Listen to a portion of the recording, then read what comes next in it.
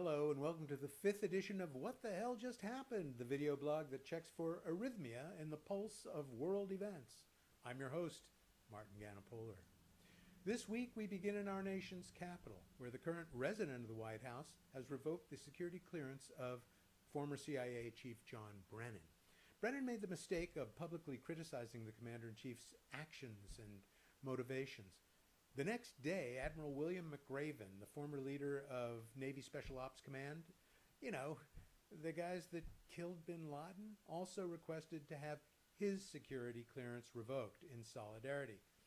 Many top former national security leaders are now targeted to lose their clearance as well. Hey, maybe someday Jared Kushner will lose his clearance too. I think we could all sleep better on that night.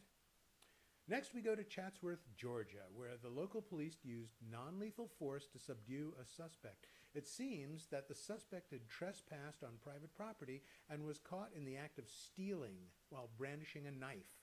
When confronted by the police officer, the suspect refused to drop the weapon and was tased by the officer, who then arrested the suspect. All good practices by the police, right? Not right. So what the hell just happened?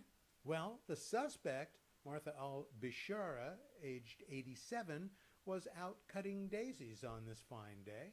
Mrs. al-Bishara does not speak English, and she moves kind of slowly because she's on the high side of 80, which you would move slowly too if you were she. So when the officer began to bark commands at her, she just didn't know what to do. And that's when law enforcement sprung into action. Meanwhile, back in Washington, D.C., you know who had some choice words of critique for former Apprentice TV show winner and White House aide Omarosa.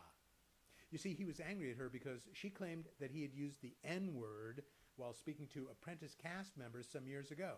So, in a tweet, he called her that dog.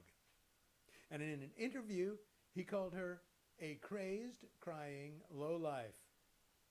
Now, over the past few months, the press has called Don Lemon, the black CNN anchor, the dumbest man on television. He questioned the intelligence of LeBron James. He's repeatedly claimed that Maxine Waters, an African-American member of Congress, has a low IQ, and he referred to Colin Kaepernick as a son of a bitch.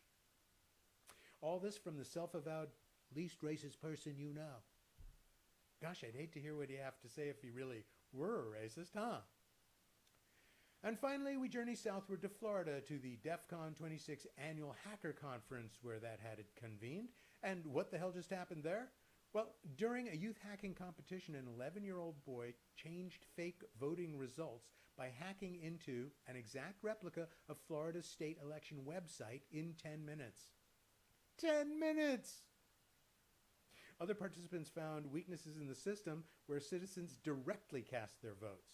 The kids were able to wipe the memory cards from a recreation of a state voting machine interface within 5 seconds and either replace the voter's ballot altogether or overload the system with fake votes enough to render a real voter's ballot useless. Pretty neat, huh? Don't worry, though. These are only simulations and, kids. You can totally vote with confidence in November. Hey, well, thanks for watching. I'll be back again soon with another episode of What the Hell Just Happened. Until then, stay up on current events as they happen.